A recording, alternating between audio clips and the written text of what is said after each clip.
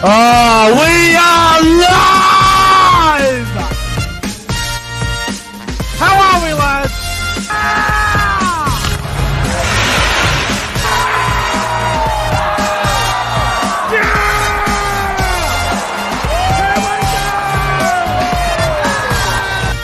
Come on, the footy! The footy's back!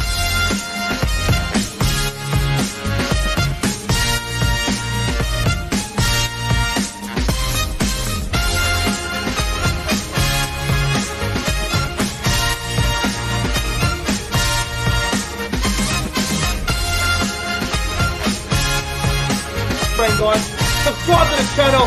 5, 4, 3, 2, 1. Yeah! The Cowboys win it! Woo! Hello, welcome back to the YouTube channel. I am Nick from Australia. Welcome to the NRL trial game review between the Newcastle Knights and the Canterbury Bankstown Bulldogs. It was a 16-all draw out there at McDonald Jones Stadium at Newcastle tonight. It was a decent crowd in as well for a trial game, especially on a Monday night. But to help me review the trial game between Newcastle and Canterbury, I am joined by the legend himself, the guy who is Mr. Main Event, the man himself, Sam Revel. Sam, thanks for coming on for the review, mate. Oh, shucks, mate. Thank you very much for having me. Hello, chat. Hope you're all doing well. Thank you very much again for having me, mate. I'm keen to get stuck into it. Well, it's good to have you on as always, mate. And the second draw of the weekend in the trials, obviously we had 6 games that had a winner and a loser. Broncos and Titans had a draw on the Saturday night, and on Monday night we got a draw between Newcastle and Canterbury. Mate, first things first, what did you think of the game? Did you think it was a good game? Did you think it was a sloppy game? Well, what were your thoughts on the whole contest? I really enjoyed the first half. For a trial game, I thought it was good. It deteriorated towards the back end of the game, but that's to be expected. Overall, it was a nice quality game of entertainment on a Monday night, bro. Yeah, look, I thought it was a good game of footy. I thought the first half was a bit better than the second half. The second half was a bit sloppy, especially towards that last 20 minutes where the Bulldogs had a lot of ball, but they couldn't score. And you know, I guess that's credit to Newcastle's defense. But all right, I want to talk about some of the big name players who showcased tonight. We'll start with the Knights. Calen Ponga, he obviously played tonight for Newcastle in the first half there. He got absolutely dropped by one of the Bulldogs wingers. Oh my God. He got destroyed. It was like you're at the beach and you're having a good time in the waves there. It's like this big wave come from nowhere and just went bang, pushed it back 20 meters towards the sandcastle on the beach there. It was a great shot. Mate, what were your thoughts on that big hit on Calen Ponga? It sort of reminded you of that hit out at Penrith where Dean Barbre got Jeremy Marshall-King. That was a cutting tackle. I think the name Casey is involved with that Bulldogs player that got Caitlyn Ponga. Massive hit. Oh, it was a great hit as well, and oh mate, it was fantastic. I want to shout out the live chat. I see we've got a few people rolling in now, which is great to see. I can see we've got CJ Moxley, Whale, Isaac, Luke Melbourne Storm fan. Who else we got rolling in? Rugby League Roundup is here. Metallic Panther, Ken Dog is in the chat. Daniel Bate over there in the UK. Shout out to everyone over there in the UK. I think it's like 10:05 a.m. in England right now. So shout out to everyone over there in the UK. Hope everyone's all doing well. Yeah, the Calen Ponga hit, that was a good shot. I'm just gonna clarify who it was that hit him. I believe it was Declan Casey that put the shot on him. Did not miss at all. All right, so Calen Ponga, did you think he had a good showing for the Knights? Did you think it was good, or what did you think about KP? Yeah, he threw some of his famous cutout passes, didn't he, towards Young for Newcastle out there on the wing. That didn't come to fruition, but no, I thought Ponga was good. I thought Ponga was good tonight, man. Yeah, he did have some good moments as well, and obviously we'll get into some of the other players in a sec, but let's go through the game first. So it all started off for the Knights. They got off to a great start. First try of the game went to Jake Clifford. Literally in the first minute, Newcastle kicked off. The Bulldogs, they put their foot out. I don't know what they were thinking. Newcastle got possession, and Clifford just put on a dummy and a show. He put a fend on Pangai Jr., which was very concerning for Pangai Jr., and Clifford went over to score the first try. What'd you make of that try? Yeah, I'm glad you saw or spoke about TPJ just then in that moment there. That was wow. But Jake Clifford, man, ex-North Queenslander, getting over for a try tonight, man. I hope it goes really well. And but if I can start like right at the start of the game, Jake Averillo putting his foot out and giving possession straight back to Newcastle Knights, mate. We'll get into Jake Averillo in a little bit, but well, yeah, no, not a good way to start off the game for the Canterbury Bankstown Bulldogs. I don't know what he was thinking. I know it's a trial, but far out. You would rather drop the ball to kick off than put your foot out and concede straight away like that. You really would. But it is what it is. Newcastle off to a great start there. I think they were up 6-0 after that. I'm not sure. I'm pretty sure we got the conversion of 6-0.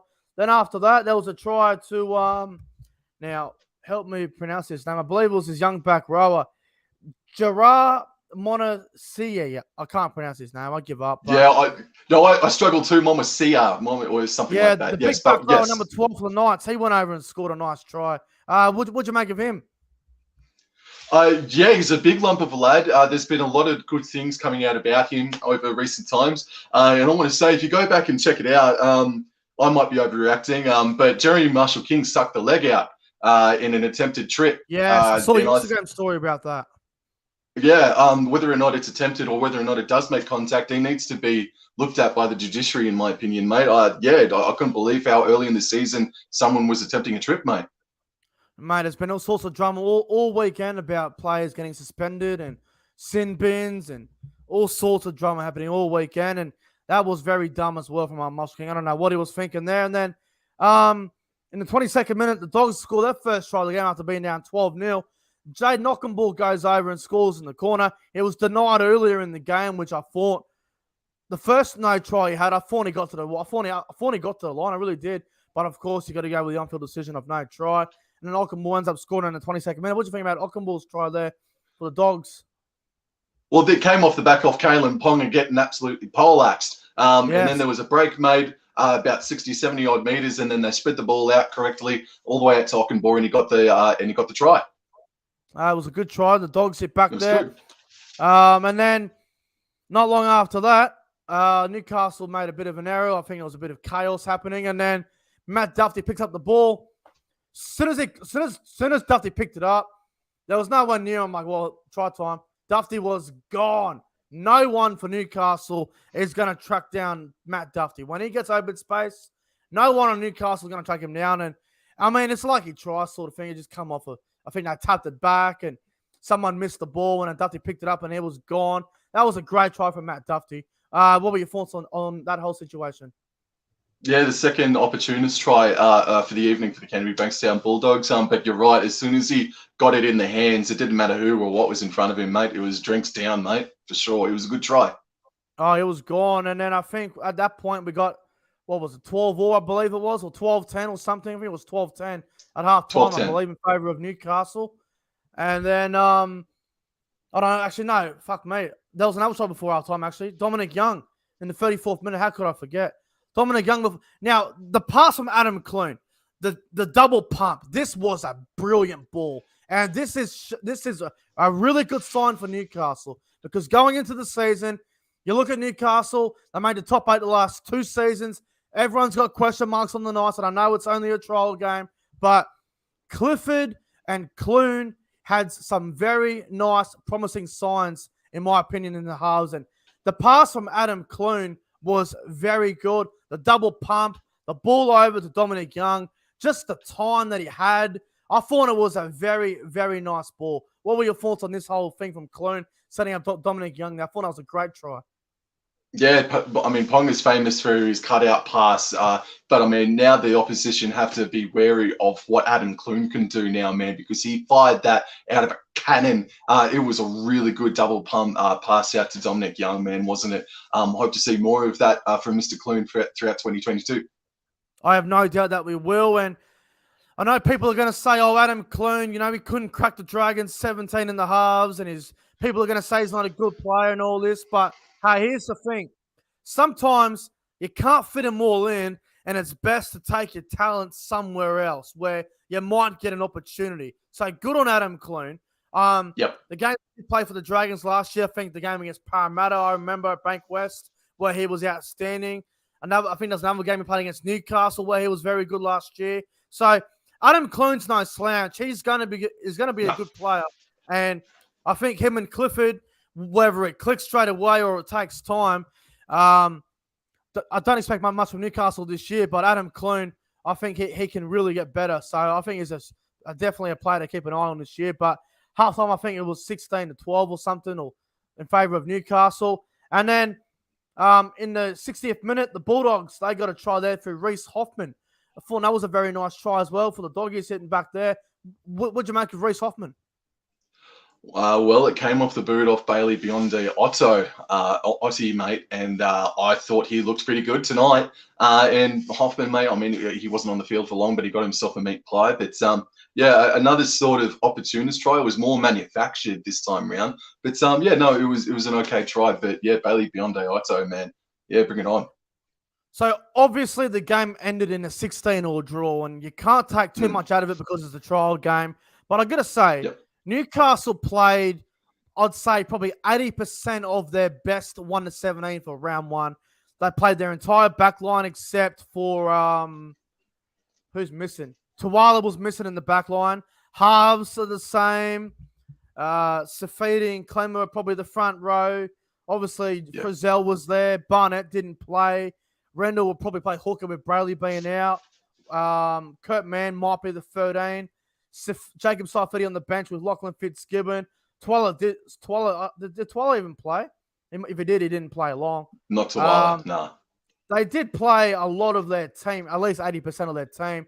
I honestly believe in the first half, Newcastle, for a team that it could be their team in round one, considering they played about 80% of it.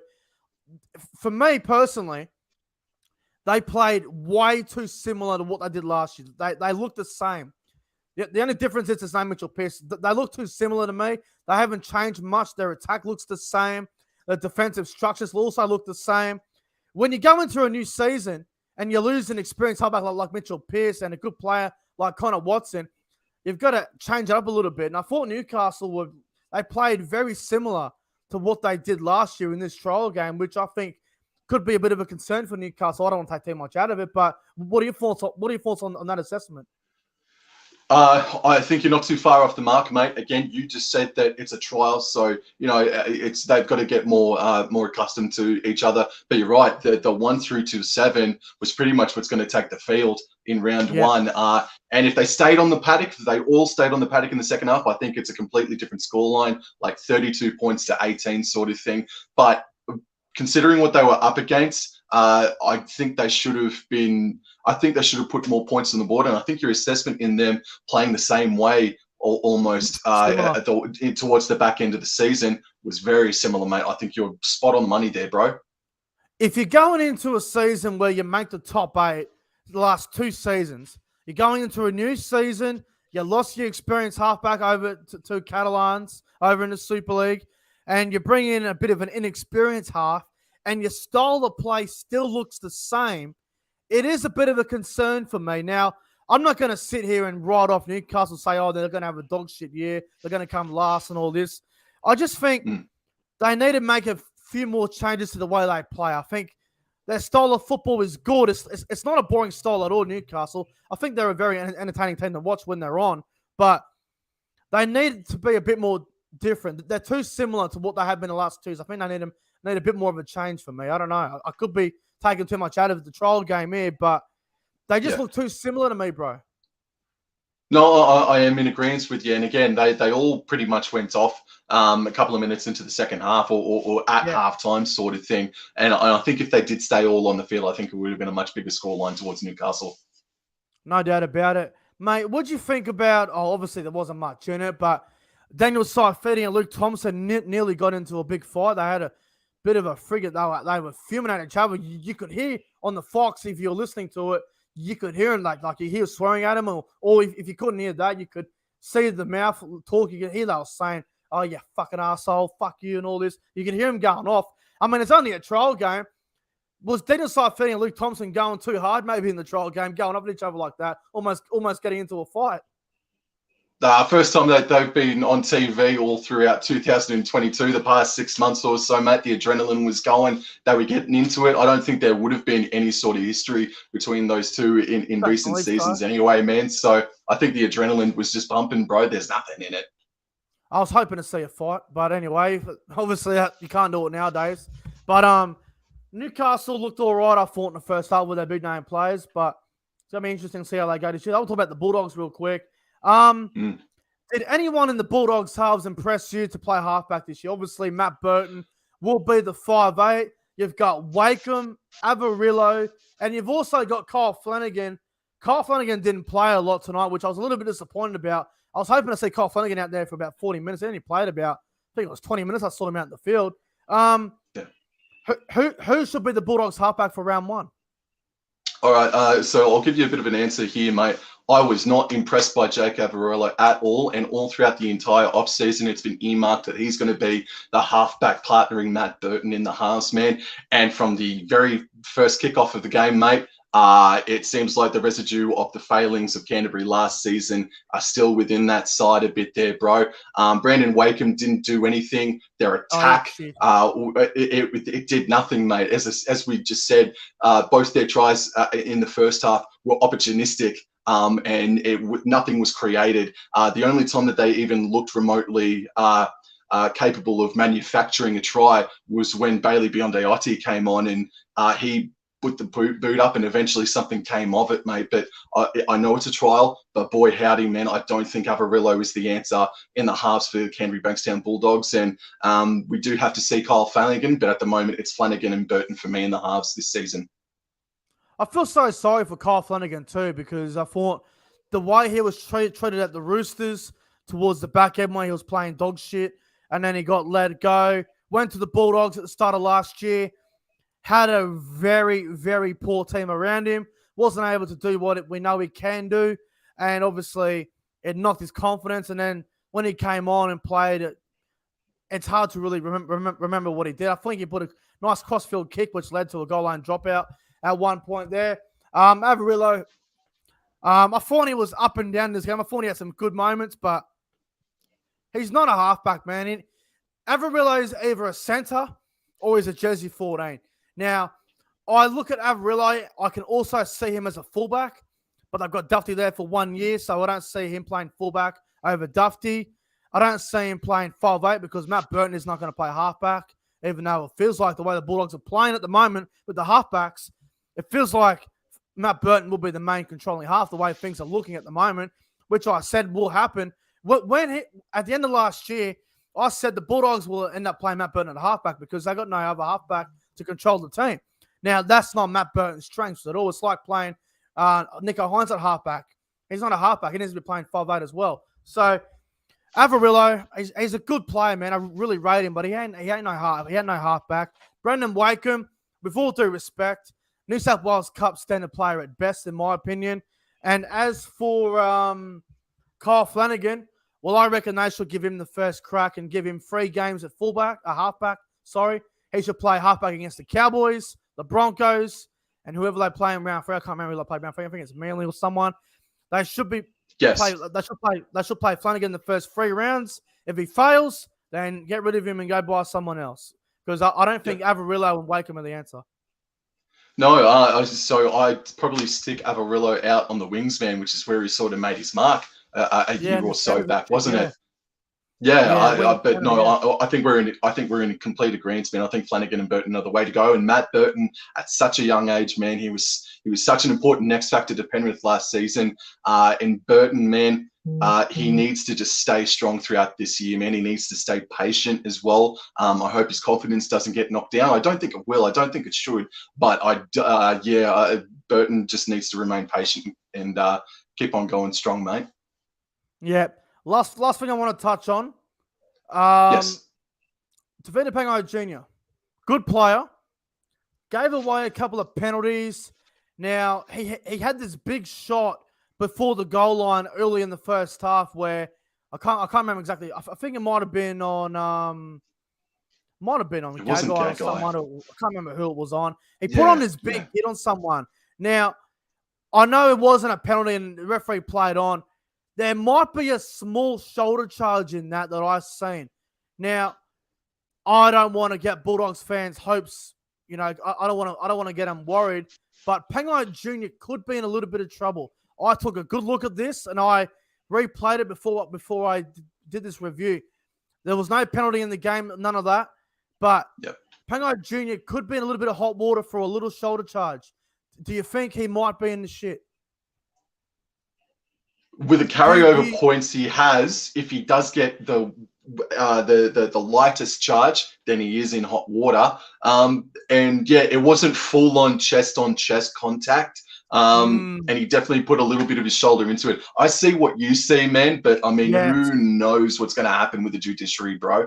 And just quickly, while we're just touching on the forwards, man, I thought Paul Vaughan, his first game since you know what happened back in July, was pretty good, man. I thought Paul Vaughan was decent. He played 50 minutes. I thought Luke Thompson was decent as well. So, I thought their forward pack did really well tonight, man. Yeah, I agree. I thought Vaughan and Thompson also both played really well, but I'm just putting it out there. Don't be surprised tomorrow morning or even on Wednesday morning. Pangai Jr. could be in trouble. He could be maybe looking at a charge for that little tackle because to me, when I first watched it live, it looked like a fucking shoulder charge to me. I watched it and I'm going, oh no. I think it was in the first 15 minutes. I can't remember when exactly it happened. It was definitely in the first 15, 20 minutes. And I saw the hit and I'm going, they're going to blow a penalty here. But they didn't. They played on. I'm going, he might be in the shit here. So Bulldogs fans might be a little bit concerned about that. He could be in trouble. I might even go have another look at it again, see if it was a shoulder charge. But don't be surprised if he is charged by the judiciary. But overall, man, thought it was a decent trial game. 16-0 draw. Yeah. Not a bad game for a Monday night. You know, we all had to go to work today, had to go to school, had to do whatever we had to do. And everyone comes home from work or school and they're like, oh, what are we going to do on Monday night? Oh, yeah, the footy's on. Fuck yeah, the trial game. We'll tune into that. So at least we got to do something tonight. But before we get on out of here, Sam, who would your man the match be from tonight's trial game? Oh, gee whiz. I really... Yeah, there was a gentleman where every time I looked up at the screen or turned it on or turned up the volume, it was his name Jacob Croker for Newcastle Knights. He was in a lot of business.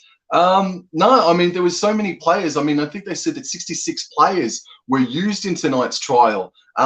So it's sort of hard to nullify who the man of the match was. But I mean, Jaden Ockenbaugh was someone that played the entire 80 minutes, but I couldn't give him the man of the match. It's hard to say, mate. Who'd you say? But Croker on Newcastle Knights. Was it Jacob Matt Croker? His name is Matt Croker. Matt Croker, I'm sorry. Yeah, no, Croker seemed to play from go to woe, and yeah, dude, I thought he dug in very well tonight for him. Wasn't he? He did, man. I'll go there.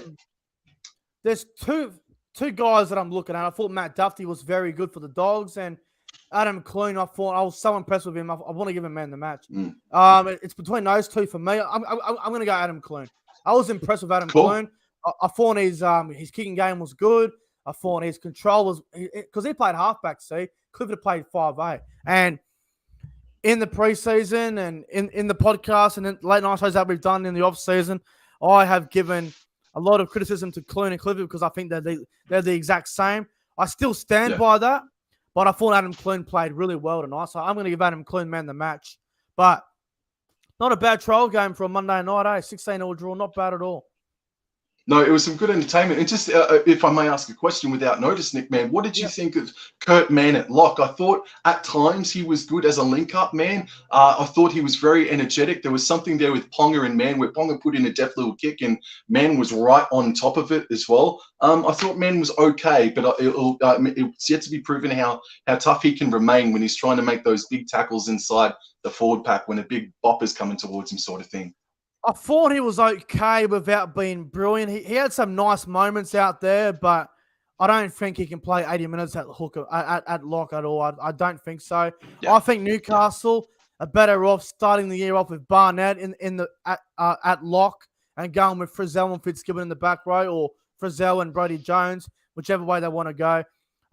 Kurt Mann can come off the bench and play a bit of hooker and lock when Randall or Barnett get a little bit gassed. But I thought Kurt Mann was okay. I really did. I thought they were okay. It was a good trial game for Monday night, and a 16-all draw is fair enough. I thought Newcastle were the better team for a while, and then the Bulldogs came back, and I thought they were the better team. So just 16-all draw was a fair way for the game to end. But Sam Revel, that's going to wrap up the little review for Newcastle Canterbury. I want to thank you for jumping on the Monday night trial game review for week 1. Everyone go and check out Sam Revel's YouTube channel. I will leave a link in the description below once I wrap up this. But guys, as always, like and subscribe to the channel. Turn notification bells on. And we will see you guys in the next one. Until then, stay safe. Have a good Tuesday. Have a good Monday night. And I will see you guys tomorrow night for another Rugby Life 4 Dragons career mode. And tomorrow night as well for the Super League Round 3 tips with CJ Moxley. Until then, have a great night. See you all in the next one.